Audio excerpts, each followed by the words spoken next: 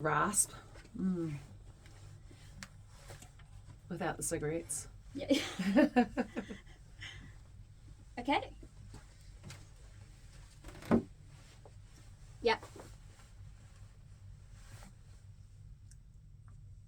Your shirt ruffles quite loud. Oh, I can take it off. Please I've just do. got- There's a little... Let's take it out. That's crazy. Trying to put the headphones on so you can Yeah. kind of hear. And do we look okay in the camera? Are we like close enough?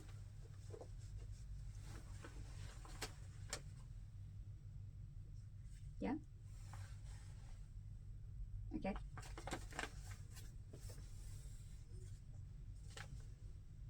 Hello, 1, 2, 3, 4.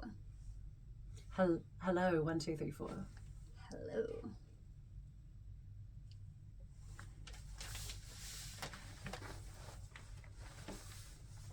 So what are you up to? Are you going from here back to Timaru today? Like this? Yeah, I'll just wiggle straight back.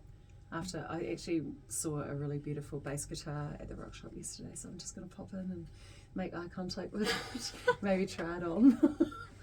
I was with friends yesterday, so I was like, oh, I don't know if they would want me to be like, there for ages trying it on.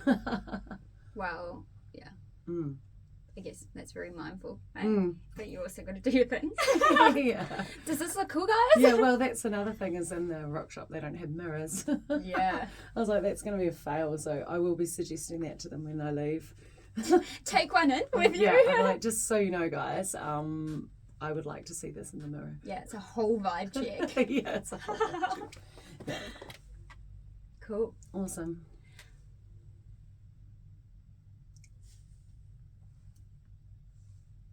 Yeah, 55. Is it good? Great. Okay. Yeah.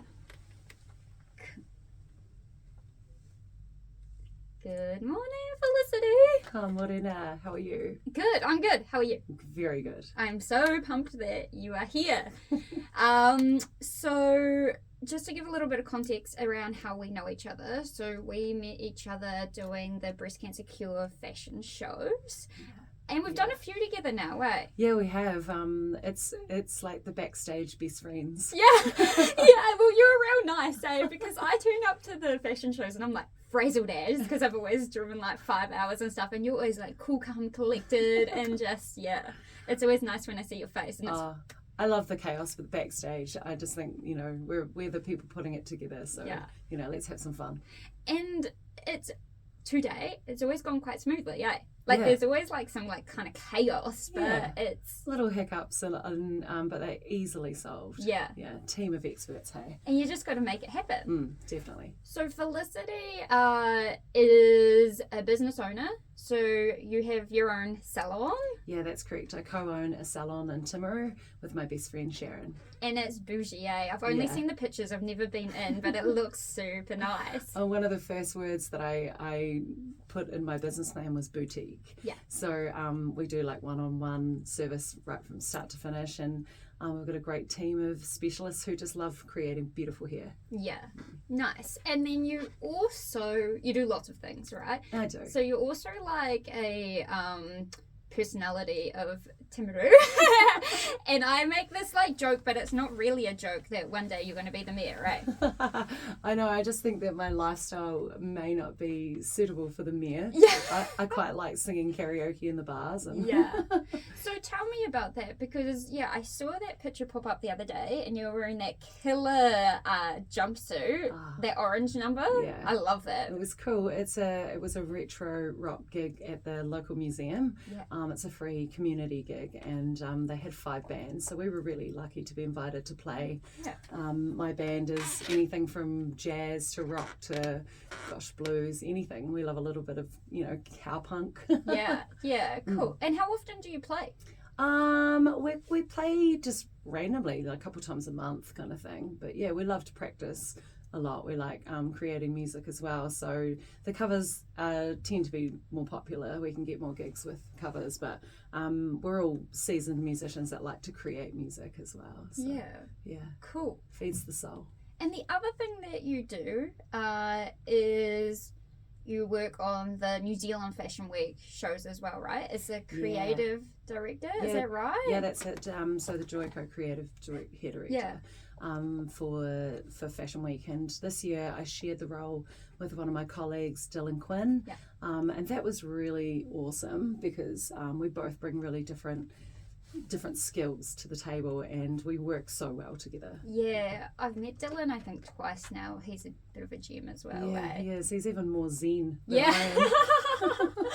Yeah, cute. Okay, so we'll do some kind of warm-up questions and then get into it. So, coffee or tea? Ooh, tea. Tea. What's your tea? I'm a herbal tea girl. Yeah, same. I love a good herbal tea. Any of them, all of them. I recently got into going to the herb centre and getting some like hibiscus and then mixing it with Sleep Easy, which is like dandelion and stuff, some manuka honey and a squeeze of lemon. And I love the whole process. I'm such a nana of like the teapot and the teacups. Yeah, definitely. I think that whole ceremony is very relaxing. Yeah, it's been a game changer, eh? Yeah. But cool. Okay, and your favourite season? I'm a winter girl. I love the layering of clothes, and I love skiing. Yeah, so, you're a real snow bunny. Yeah, I love it. But snowboarder, not skier. Right? Yeah, I know. I have to get that right. Yeah. there's a code. When's your birthday? Oh, I'm November. I'm a Sagittarius. Oh yeah, my sister's a Sagittarius, and that explains your adventure-y kind of. Super impulsive and super creative, and I've got lots of other Sagittarian friends, and we're all a disaster together. But having a great time. Yeah, like attracts like. Cute. And what's one thing that people may not know about you? I'm probably an extroverted introvert. Yeah. I really love my home space. I love to just be at home with my animals and just nice and quiet. Yeah. Yeah, no one talking.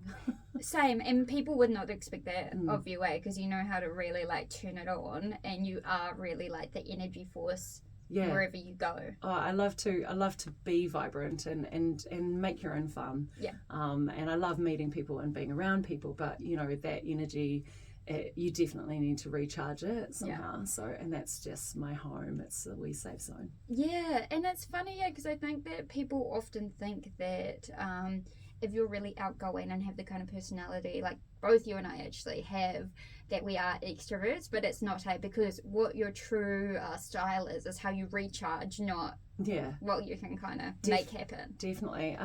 I notice that sometimes when I go out for dinner in a big group, I love just listening to everybody talking about, the books they're reading or what their kids are doing and stuff like that. I find myself sitting back and really just enjoying, their lives, where they always want to ask me about mine, but I want to know what they're up to. Yeah, and you kind of just want to fade away a little bit as well. Yeah. But you have such an exciting and diverse or varied life that I can imagine that they would obviously be interested in what you're up to. I know my sister's probably the worst. She's like, where are you now? And she'll text me to say, are you home? Can I pop in? Are you even in the country? Yeah. Yeah. That's cool though. So the reason why I wanted to be interviewing you today is that I've always thought that you were just like the laugh of the party, but I also find that you're a very inspiring person. Thank so you. You're always up to stuff. I feel like you're always kind of pushing yourself outside the comfort zone and signing yourself up for new things. Yeah, you're going to say yes to the things that scare you, even if you have small panic attacks along the way. Why am I doing this? Why did I say yes? I know. I feel like I'm like that all the time. I will not stop thinking about it for at least 12 hours leading up to it. And I'm like, can I pull out? Can I pull out? But I'm always glad that I did it. Yeah. Yeah, but the rewards are there, aren't they? Yeah. Those tiny little successes along the way, that's those rewards. And giving yourself a high five. I think we're really bad at giving ourselves a big, well done. Totally. Yeah. Yeah, I do have a toxic trait of just kind of being like, okay, what's next? Yeah. And it's not even a decent buffer of a good month or so. It's kind of like, oh, okay, well, at least in a fortnight, you know, I've got to be doing something else. Yeah, I found, you know, like the last year, like 2023, there was loads of incredible projects and like probably the highest points in my career. And I just, because they were one after the other, I really set myself some time between the projects because I was like, this is amazing. This is dream come true. Just enjoy it for just a second. Don't let your brain start thinking about the next project, because they were all so high needs and they really took a lot out of me, but they were also honestly the peak of my career. So enjoy the moment. And celebrate those, and it's a bit of a hard one as well, because I think that we're quite like modest about those things as well. So we're not like, hey guys, with a banner like, look at what I did. We're kind of like, yes, inside. And then I had to really force myself with like Wearable Arts to let myself enjoy the positive feedback and the positive support, where you're constantly attacking yourself like, am I good enough, is anybody going to like this? But you actually have to go, all of these people love and support me and they cannot wait to see what I've created. But just chill out for a bit. Stop attacking yourself. Totally. Well, I want to talk about the wow stuff, because that's major. Oh, it's a dream come true, honestly. So tell me about the process. How did that come about? How long have you wanted to do it? Oh, it's so cool. When I first returned to New Zealand in 2009, I went to the show with my best friend. And she had said, because it was on that year, but I went the following year, 2010. She said, you will love the show. And like, I love theatre, I obviously love music and anything like dancing and the lighting and sound. I get all really jazzed about that. And then of course fashion, so it's all tied together in this amazing artistic world. And I just sat there, and within, you know, seconds, like I could feel the wairua of the show, and I had tears rolling down my face. I was like, I've got to be in the show. How do I? And at the first point I was like, I need to get backstage. I need to be doing hair, I need to be dressing, I need to be doing that sort of stuff. And then I was like, no, I need to create something that is on that stage. And so I just let the ideas kind of flow, and then we had lots of, you know, things going on in our lives. And then I attempted to put in an entry in 2019, and I loved the process of collecting the materials. I wanted to do a sustainable garment, so I made bottle cap sequins, which is, I took a little cookie time bucket to weddings, parties, to the pub, and I collected bottle caps because I wanted the bottle caps to come from places that I've been, people that I knew, and so people were like leaving me little buckets on my porch, and I made all these thousands of dollars worth of beer sequins, and then that process was really incredible because lots of people said, oh hey, you know, there's got to be a quicker way to do this, but I was like, that's not the point. It is about this whole artistic process and seeing your vision and making it happen. And I didn't get in as a finalist that year, but my God, I learned so much, and I was like, right, I definitely want to do it again. And so then of course we had the 2020 year of craziness, so I just parked it for a while, and then at the end of 2022 Christmas time, I was like, right, I was just looking out the window, and I have got this beautiful wee window. I just look out, and it's like I can see the neighborhood and beautiful blue sky, and there was just clouds kind of just floating around, and it was all very dreamy. And I was like, I feel like the clouds in the hair kind of look the same. I wonder if I could make hair look like clouds. And so next thing, I'm like in my spare room rummaging around trying to find some hair pieces, and I found this amazing blonde, you know, it's like padding that you put inside a hair up. And I was like teasing it, hairspraying it, using the hairdryer, using glue, using all sorts of stuff. I was outside for ages. And then I made this hair weft, and I was like, you know, running around with it floating. And I was like, oh, I know what I'm going to do. Amazing. Yeah, so then I just spent, a year creating. No, I spent a really long time creating that piece. It took me 6 months, and I even took it on holiday with my husband Kyle to Queenstown for a week. As soon as we got into the apartment, I shifted all the furniture and put it down a tarp. It was very Dexter. And so started, kept creating, and every day I sort of got up, looking at it and just really absorbing kind of the process, but making sure that I was still making my vision happen. Yeah. Like I had a really strong vision of Papatūānuku wrapped in mist and cloud. Yeah. And I really wanted the model to not be wearing it, but be part of it. Yeah. And that was really strong vision for me. So yeah, there was lots of fails. Yeah. And like, I think that with the creative process, people often don't understand how long it actually takes. Yeah. Hey, like, Yeah. It's almost like any moment that you have Yeah. free, and it might literally be like 10 minutes here or there, right? But it's like, because you're invested, there's also times where you don't even want to look at it, right? Yeah. Like, you're like, Yeah. I 100%. can't do I shut the door. Yeah. But then there was times in the middle of the night I was like, oh, I know, I've got an idea. And then you just jump up and you sort of tweak a little bit and you're like, yeah, okay, tomorrow when I get up, and then I'm going to do that. But I also, little things like I bought a black light torch because I wanted to see what the glue would look like if any kind of UV light hit it. There's so many little things that you've just got to process. Yeah. What's the lighting going to be like in the show? And then, of course, all of that stuff is out of your hands once Yeah. the garment is with the show. So did you have any kind of coach or mentor that was helping you with this whole process? I had a lot of options. We've got some really incredibly talented people locally. And Sarah Thomas, she is a previous finalist and she lives in Timaru. Right. And lots of people offered me, little bits and pieces, but I was just like, I just need to do this myself. I'm a bit individual like that. Like I also didn't share my true vision with people because I don't want to listen to anybody else's opinion yet.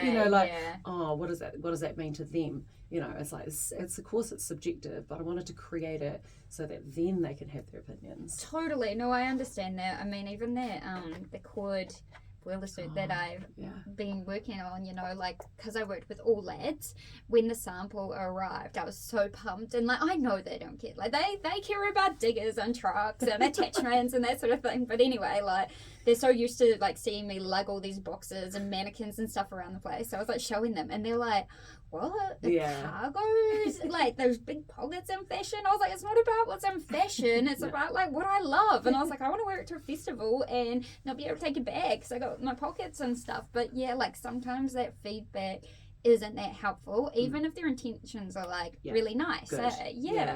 Well, the moment that I got the correct colour of the cloud that I really loved, I've got a group of artists and fashion designer friends and just general weirdos. We're in a group chat, and I sent it through to them. And I said, I have a cloud, and they were all like, yes. They knew how long I'd been working to get to that moment. And then after that, it all just kind of started falling into place. The last piece of it, which was the bodice, I made that really, really quickly because I always knew what I wanted that to look like, and it's very, very simple. But one of the biggest challenges was actually taking a photo of it. And I was just like, I think we spent 4 hours getting the backdrop right, the lighting right, the model, everything. And then I was starting to get a little bit disheartened because I could see what I wanted it to look like in my mind. And then all of a sudden and I've got a fantastic model friend who's actually my makeup artist in one of my teams. And I just was like, could you just lift your arm or do this or do that? And then all of a sudden the photographer took the photo and I was like, that's it, we need to start again. And that was the moment that I was like, okay, I'm really, really happy with that. And that's what I want the Wearable Arts people to see, and so that they could then, visualize it on stage and all that sort of stuff. So that was hard. I bet, because you needed the movement, and it to be one movement, not a person moving, and then the outfit is as one. I was like, how do I get a stationary garment to show movement? We're not it is all about that floaty cloud vibe. And you can't rush that process either, right? No. You kind of got one shot to get it. So how did you find out that you were a finalist? Now, this is probably one of the coolest moments of my life, and I just, bear with me if I start crying. I actually had a really incredible experience. I was up at M9 conference in Auckland, and there was a speaker there who was talking. He is an amazing speaker talking about waka, waka haurua, and and talking about building them and navigating them, and he almost said word for word the entry to my garment, to Wearable Arts, and I was like, oh, it's a tohu. Oh my goodness! Tomorrow morning, I know. Hairs, like sticking up. I got goosebumps. The ladies sitting beside me were like, "Are you okay?" And I was just like, tomorrow I find out if I'm in the Wearable Arts, and I know right now in my heart that I've got in. And so I went back to the hotel that night just buzzing with all this incredible inspiration, and then I checked my email every 5 minutes from about 5 a.m. and then it finally came through at 7:13 in the morning, and I sent the screenshot to my sister, and because I wasn't allowed to tell anyone, so I just super close family and friends. I was like, don't tell anyone. And she said, hold on a second. You got that at 7:13. It's 7:23. What have you been doing for 10 minutes? And I FaceTimed her, and she's like, "Oh, you've been ugly crying." Yeah. I'm an ugly crier. I'm so funny. Like, cool. But honestly, it was just dream come true. And if I could relive that moment again and again, just to keep me inspired to do those things that scare me, then I absolutely will. So I do have a screenshot of that hideous moment, but I look at it in such a positive way now. My sister was like, you're going to need to put some sunglasses on that face. Do you know what's funny is I sometimes take a picture of me crying as well, and obviously I do have a bit of a tendency to be a sad girl, but it's actually because I like to kind of record that moment. To just be you got through the other side, you go through these moments, but typically when you go through that real hard stuff, there's something on the other side, there's light at the end of the tunnel. Definitely. I really believe in the peaks and valleys, and that for me is a visual, because I'm a snowboarder, so it's the valley, you've got to get to the peak and you love it up there, and then you're down in the valley again, and I mean all of it is enjoyable as a snowboarder, even the low moments, so I think that definitely helps get me through And isn't it crazy how that was only your second time being part of that whole world, really? Obviously you've been in the showbiz forever and you've dabbled in every other part, but that's quite incredible, eh? Thank you. I feel very lucky that I can ask a lot of questions. So I ask models, when we're dressing some of the models backstage, and I can see some of the garments and how they are worn, and even just normal dresses, normal clothes. I'm like, how does this go on? How does it come off? I found that really important to constructing the design. I wanted to make it as easy as possible, because then I was like, oh, this one's easy, let's get this one in the show. And then the way that it moves, but the asking questions, oh gosh, I asked so many questions of people that I know have done something similar. And then how did it feel seeing it on stage?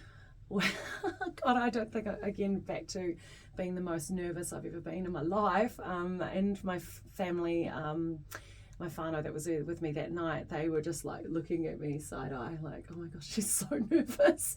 And then the music came on, and it was just so stunning. It was in the Aotearoa section. So there was just a lot of build-up, and then when she finally came out, I was just like, yes. And there's an incredible moment where she comes to centre stage, and she lies down, and the stage spins her in a circle, and she disappears into the mist and cloud. And the way that they did the lighting and the movement, and oh my goodness, the whole thing was just dream come true. That was my vision in my head, but I didn't put it on paper. I didn't ask them to do that. And it just was everything. Amazing. Because that's what I was going to ask is, do you have much input in terms of its presence on stage and that sort of thing? I think I learned a lot in the first process about really working on the story, because that part is it's all written.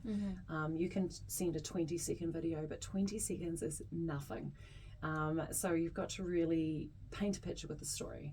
And I learned, when I was doing the finalist designer day, that you can put in a couple of choreography notes and things like that, because previous entries I've just been absolutely moved by the choreography, war, story, Yeah, that's it. War Story, I think. Yeah, and that one was like made out of soldiers, little toy soldiers. But the way that it moved on the stage, you were just like moved to tears because it was a beautiful way to honor fallen soldiers. Yeah. And I was like, so I think that if I do it again, I will definitely be working on the story as much as the garment. Yeah. Mm. Yeah, cool. Okay. Congratulations again. I just want to say that because that is major. Like, I'm from Nelson, and so Wearable Arts was massive in the day. That's where it started off, and I know that my mum and my auntie, they used to help backstage, like, in the 90s before it was obviously like what it is today, but it's always kind of being this thing in my mind. It was actually a role that popped up with maybe like 18 months ago, and I was like, ooh, I would love that job, but we're in Christchurch for the foreseeable future, which is a little bit niggly for those sorts of things. Okay, so I want to talk about your early days. So tell me where you were, what was going on. And I grew up in Timaru. Yeah. I'm from a wonderful mixed race family. Yeah. My mum is Pākehā and my father is Māori. So they were both very creative people. Yeah. My dad is a bone carver and an artist and a musician. My mum could make anything from food to clothing to beautiful artworks with embroidery, to like dolls, beers. Oh my goodness, we had all the things creatively around us, and a huge love of animals. And I've got one sister. She's my older sister. She's the like more grown up one. Like a little bit bossy and kind of keeps you grounded. Yeah. Mortgage free at 30, and I'm still cruising the world. And I started hairdressing straight after school. My mum wasn't very well. She had cancer, so I didn't want to leave town. I wanted to stay close. And that was a really cool thing because I always wanted to go to university, and I wanted to do sort of more academic things, like even music, study music at university.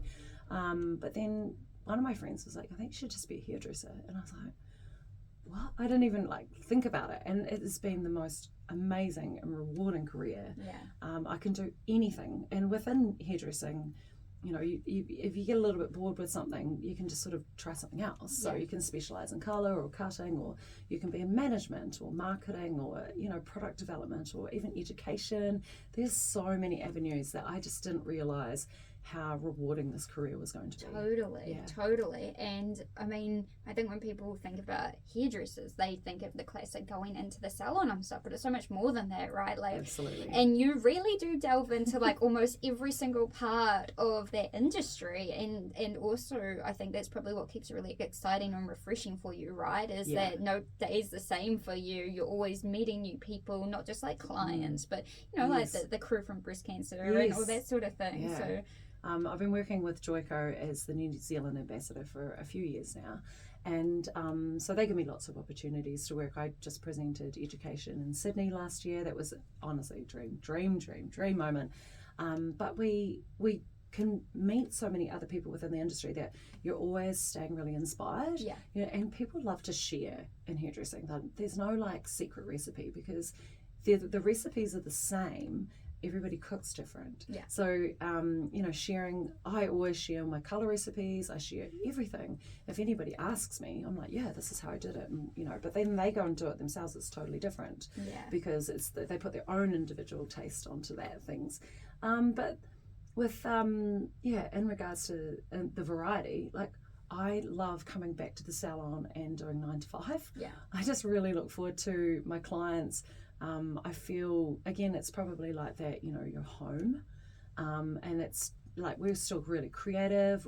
There's never a Groundhog Day vibe for me at all.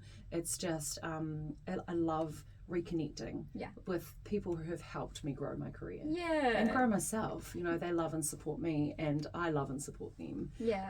I love that, and I love that you're not a gatekeeper, Isabel. Like, you take pride in sharing your skills and experience and knowledge and kind of passing that on to others, which is very rare. Like, that, I just find that I'm inspired by what they do.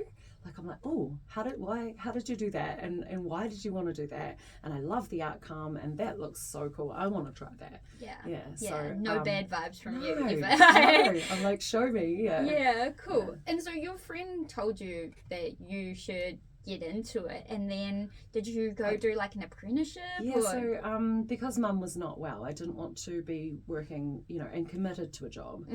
So I studied at ARA, which was Aoraki Polytechnic at that time in Timaru, and we had the most amazing group of crazies. I think 17 of us in the course, and we have all stayed very close. Cool. Some of us are still hairdressing, but we used to get up to all sorts of mischief as well as going to course. But creatively we bounced off each other, and I love that we're still friends, and some of us are still local, some have travelled. And then moving into an apprenticeship, I just went for a job interview, and it was really funny. They were doing renovations, and one of the owners came in and just handed me her dog, which is a little Bichon, and she was just like snapping at me, and I'm just holding onto the dog, and she's like, oh, you've got the job. If you can deal with this dog, you got it. You got it. Love it. And so from then on, I was an apprentice, but also like had to look after the dog, make sure the dog went to the toilet and was happy. And I loved that whole vibe. But they soon banned dogs in hairdressing salons in Timaru. She was a bit of a bitey. Yeah, I love that as well. Like, I can imagine you being like, I'm a dog person, but this dog, we're not doing it. The dog's probably like triggered by your fur jacket or something. Or you're like, watch out, Bichon. I got you. And so after that, I moved into another salon to manage, and then we went travelling. So I went to Dublin and London and Sydney, and that was when I really grew. Because I was so out of my comfort zone. I was just freaking out. I couldn't find things in the supermarket, let alone the bus stop. All that sort of normal day-to-day life. And then, of course, going to a job where you're working with different ethnicities that you've never met before, and lovely cultures. Like we had a lot of the Greek diplomats in Dublin, and they like their hair really large, and I've never really done a blow dry with like so much volume. Sure. Think of big in times that by 10 it's still not going to be as big as they want it. So I loved learning and really like being part of something so different. It was really cool, and like I say, putting myself out there, very, very uncomfortable so many days. I found that I was anxious and used to hold my breath. My boss used to walk past and go, breathe, Felicity, breathe, breathe, breathe. But I was just like, these women are so wealthy, they're not going to like me, or they're not going to like what I do. And it's like, actually, they loved asking me about where I come from and all the things about me. So I really felt like I had a second family over there, which is good. Yeah, amazing. And you just snuck in there a wee. Oh yeah, we. So when did that happen? Like, is he from Timaru? Kyle? Yeah. Oh yeah, so Kyle is, so we have been married for 22 years. We've recently separated. We are still absolute best friends. Yeah. We still want the best for each other, and like I always refer to him as my husband, but he hasn't been my husband for 6 months officially. And he is still somebody I go to for a lot of support, and I always will, and vice versa. So I think we grew up together.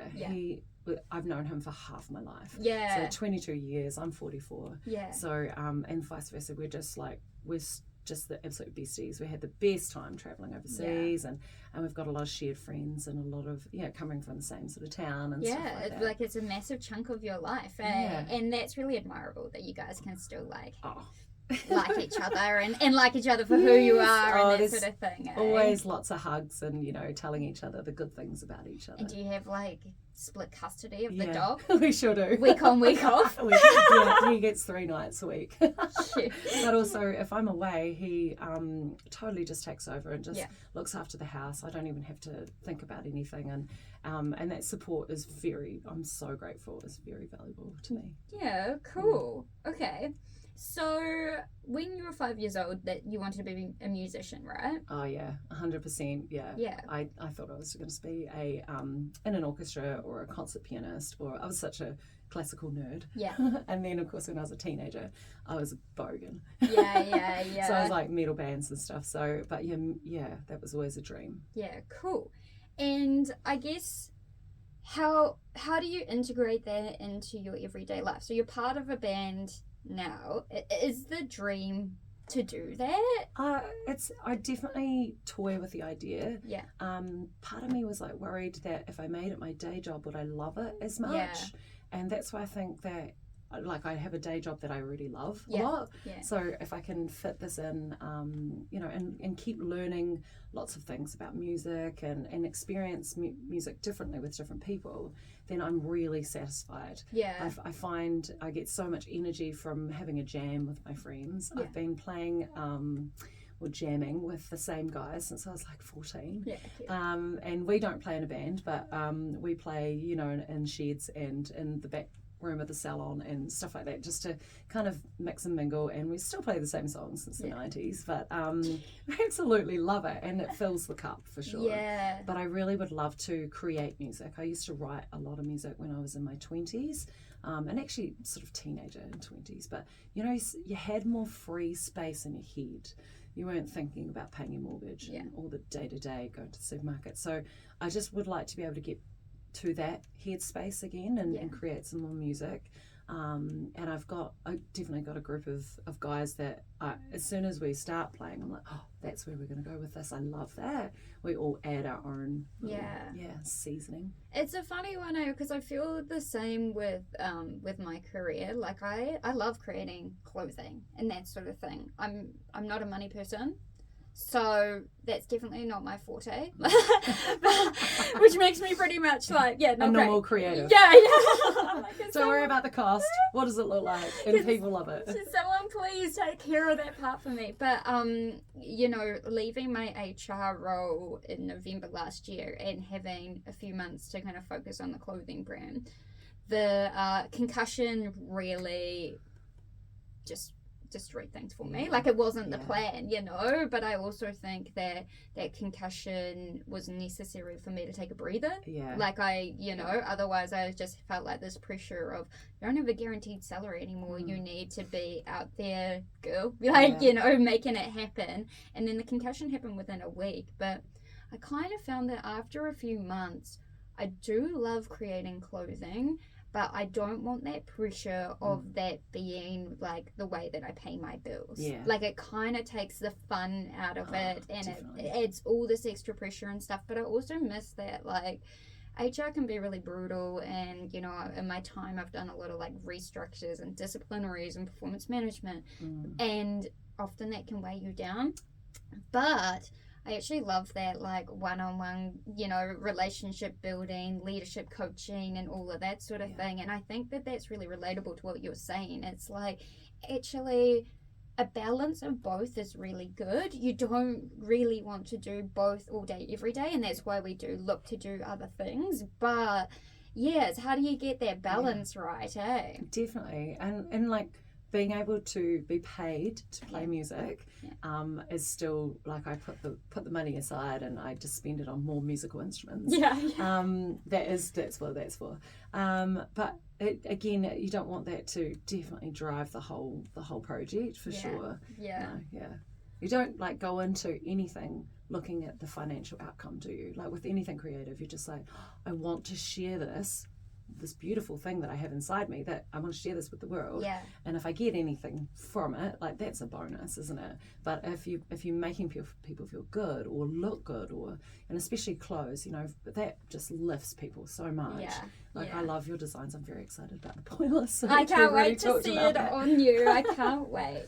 So in terms of your career, we've kind of touched on a little bit, but can you think of any little like golden glimmers or like highlights or defining moments that kind of change things for you and your trajectory? There's been lots actually. So we lost our house in the Canterbury earthquake, but we were based in Timaru, so we were the only people who lost a home and business, and it absolutely destroyed our lives for 6 years. It destroyed Kyle's health. Financially we struggled just crazy, and Kyle has epilepsy, so he was having lots of seizures because he was really stressed and all that sort of stuff. So then he couldn't work, so then we didn't have the money, and so it's a whole cycle of just going round and round and round. But we live in this beautiful community, Timaru, and people just came forward with help. And it was the tiniest little things, like a hug in the supermarket, or somebody dropping off some food and putting it in your freezer. And I had just started the salon, so I was like, big boots. I'm like really, going hard. I've just come from Sydney. I'm about to bring this amazing salon experience to Timaru, and then all of a sudden, boom, full stop. I'm sorry. I know, it's pretty, but that's what I mean about these peaks and valleys, because while you're down in this valley, you're actually really learning who you are, who's important in your life, and it strengthens you so much. So I learned, who really matters, and I spend more time with those people. I spend less time worrying about the little things, and I really just believe in dreams. I believe that grieving a dream was as important as recreating the dream. So once we said goodbye to the building and the salon, and set up the new salon with my business partner and my best friend, I had this whole new world open up to me, where I had an incredible support group at the salon, that I could go and do all of the things that I've had on my wish list, like be a guest artist, work with magazines and do photo shoots and fashion shows and all that sort of stuff. And sometimes when I say that, I feel like I'm talking about somebody else, but I need to remind myself that 15-year-old me always wanted to do that. Yeah. But it just took a long time to get to it. And at one stage I was like, God, I feel like I'm 4 years behind where I want to be. And I was like, what's 4 years? What are you even saying that for? Like, what are you talking about? It's all happening. And that's it. And it had to start slowly. Yeah. And I had incredible support from Joico. They had said, we want you to be a guest artist. We want to sign you up to do education, all the things, New Zealand ambassador. And I said, I'm so sorry. I've got to deal with this at the moment. Like the earthquake, I'm homeless. I don't have anywhere to live. I need to find $1,000 a week just to pay, rent, mortgage, and rent in the salon. And I was just like, I just got to work 70 hours a week. I don't have 5 minutes for Joico. But they just said, the door is never closed to you. And that sentence meant so much. Yeah. Because I was like, well, when I'm ready, I'm coming straight through that door with the best of me. Yeah. And they were so keen to just whatever ideas, like, oh, Felicity, that sounds great. Let's give that a go. I'm like, and there's a huge amount of support within Joico as well. But then every day, I've still got my wonderful clients and my wonderful business partner who is there every day for me. Yeah. And that made a massive difference to my career. Yeah. It's actually the people who are holding you up, that they necessarily aren't doing it, they're not just they're just doing it. Yeah. That's just who they are. No, and it's interesting, I could think that it never makes sense at the time, but even you going through that really difficult time and kind of shedding a few friends that you don't give that time and energy to and that sort of thing moving forward, I think that it's really essential to happen before you really go upwards, right? Because totally. You kind of figure out who you're bringing on the journey with you, and who really has your back, who's going to keep turning up for you when the times are tough. That's really important, and you don't learn that when everything's tickety-boo, right? No, and I think with hairdressing, you are a people pleaser. And I'm also, my personality, I'm a people pleaser. I don't want people to not like me or not, not feel like I like them and all that sort of stuff. And then I suddenly saw a lot of toxic things around me, and I just took a step back and I thought, hold on, I need to just look at what's really important for myself, for Kyle, for Sharon, for where I want to go and where I want to be. And even just back to my family. I had an amazing Nana, and she just, she's my number one fan, but she would really build me up, but she would ask the hard questions. So when are you going to give them the snip, Felicity? Exactly. Cut off. I don't know about that friend of yours.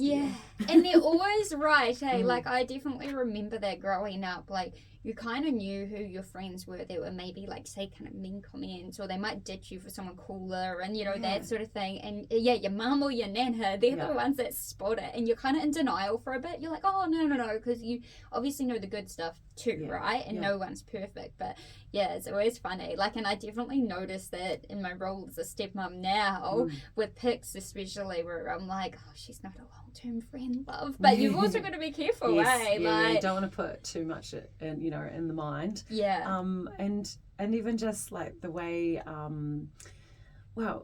the way that you communicate. Some of my best friends, we hardly text, we hardly call. Yeah. And when we reconnect again, it's like coming home. Yeah. Or the text message comes through every 2 weeks or something, and you're like, how are you? Chat, then you go back to your life. Yeah. But you know that if you needed to speak to them every hour, every day, they would be there. Yeah. But it isn't that real, like, I have to maintain this friendship in that way. And I find that for me, I'm very grateful to have those good friends. Yeah, for sure. So your nan, Kyle, Sharon, would you say that those have been like your three kind of main cheerleaders, or definitely. ride or dies through your journey? And my sister is probably the most loving critic. Yeah. You really know what she thinks. And I find because she's an artist, she looks at things so differently. And like with the whole Wearable Arts, I think that's the most proud she's ever been of me in my entire life and career. And that has meant a lot. But then she would also find a way to bring me out of really bad emotional spots. With laughter, because she just knows that. I mean, like when I was ugly crying, and she told me to put some sunglasses on. Like, she's not savage. She's actually just making you laugh, and changing your mindset for you, helping you out. What's your sister's name? Anatia. Yeah. I've never met her before, but I want to. When is she born? She is a Leo. She's August. And so we're really close. I think we're like 15 months apart, and we grew up like twins. We did everything kind of together. We got our ears pierced on the same day, and the best thing about growing up with a brown sister is that people don't really know your sisters. And when we went backpacking and traveling through Europe, she was always trying to get us upgraded because we had the same last name in our passports, so she would say that we're newlyweds.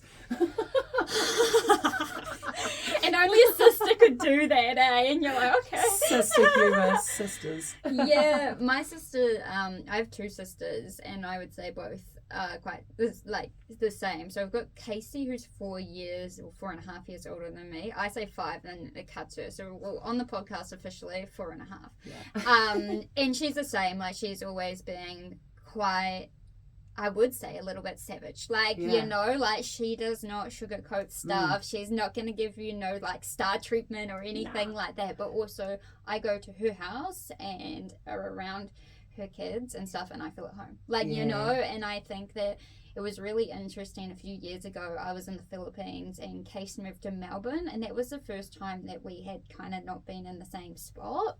Other than when I went down to Dunedin, but I don't really count that because we're in the same island. But both of us felt it. Both of us felt quite like off center and not grounded and stuff. And then, when we went back to the same town, I was like, oh, okay, life feels normal again. Like, and we might not see each other for like a month, like even though we're in the same town, but it's just that kind of feeling of home.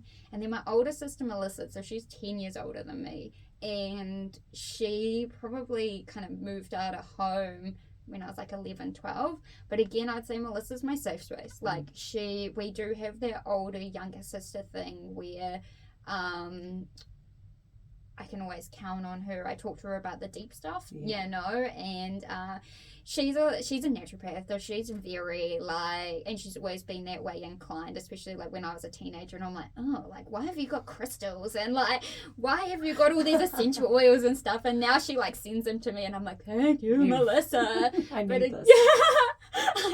Give it all to me, heal me, please.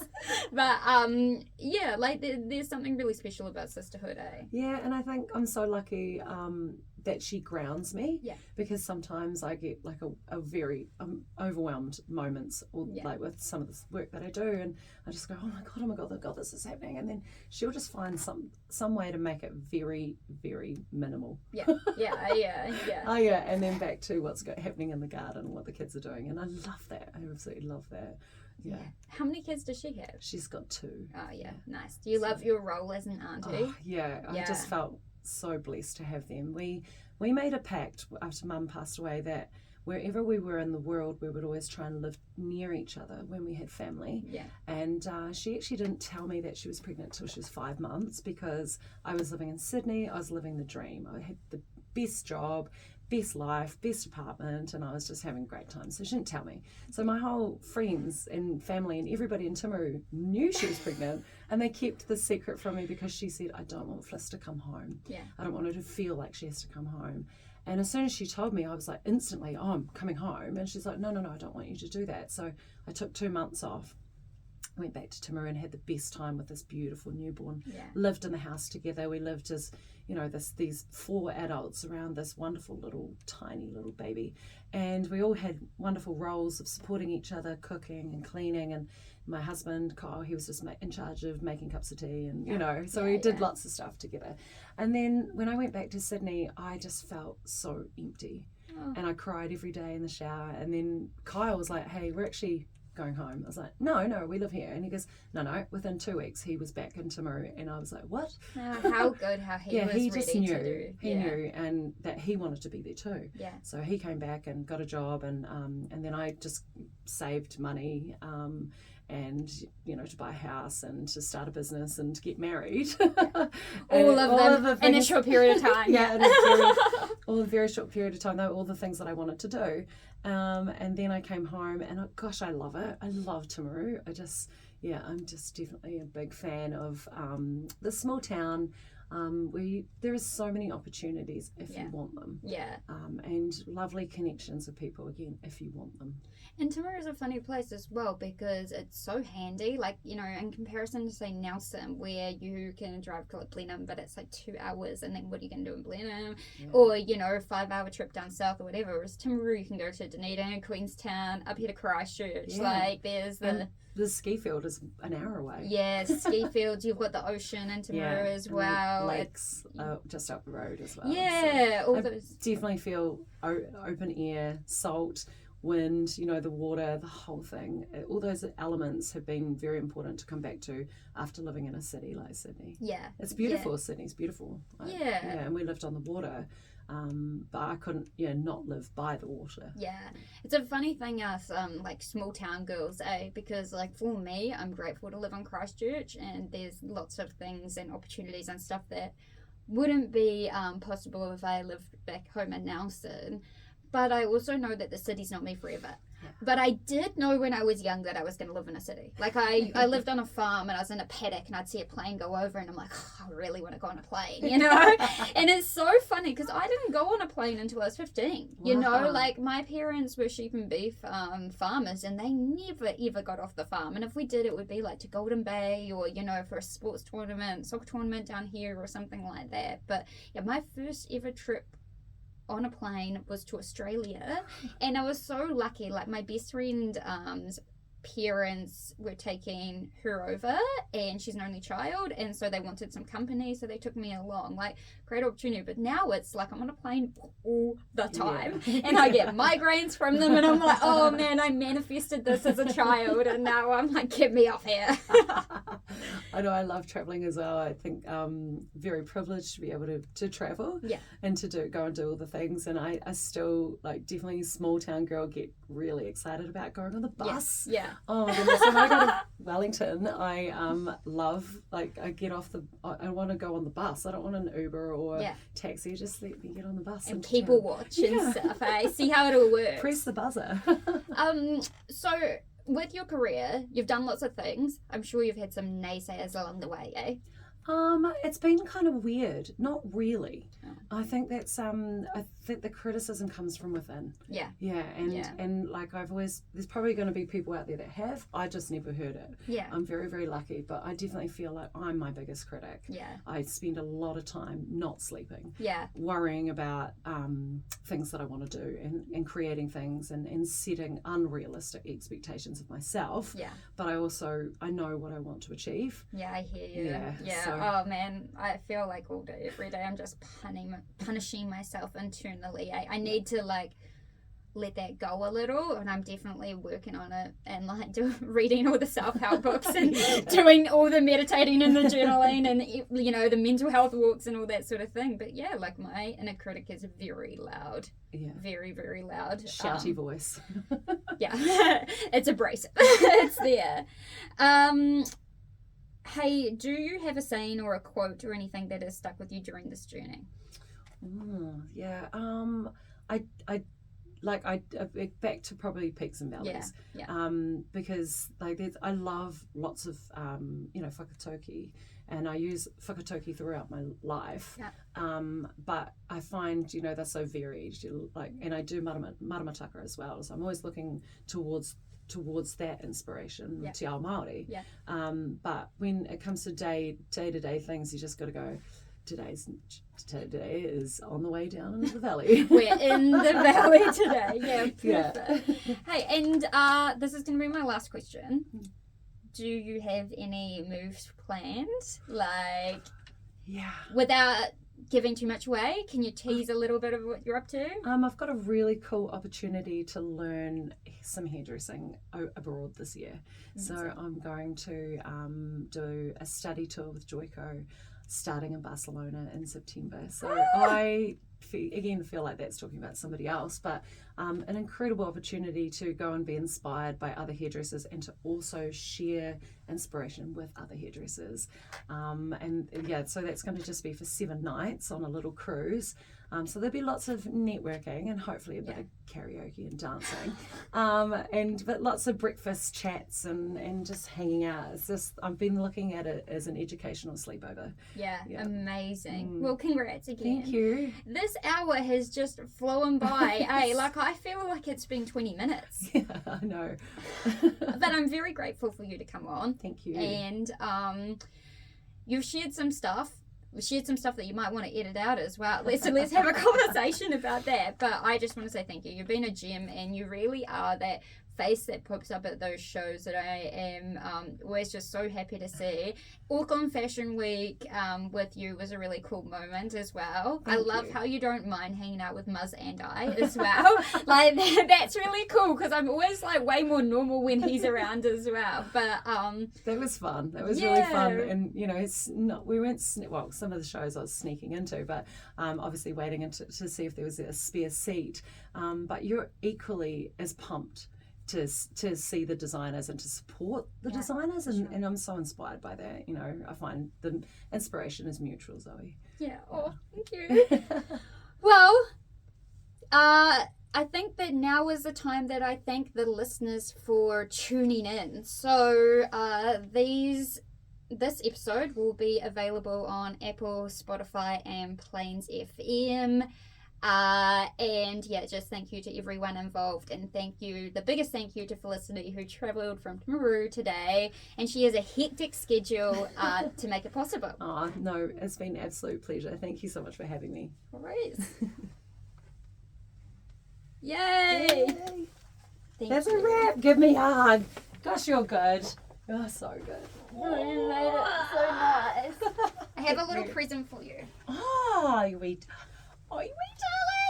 Yay. Oh, cool. It's nothing major, but I just wanted you to have a little something. Oh my god. Oh yes. You can I just love wear it your at stuff. home. Oh, that's so awesome. You'll be seeing me in this for sure. Thank you. Definitely let me know when the boilers are Yeah. about.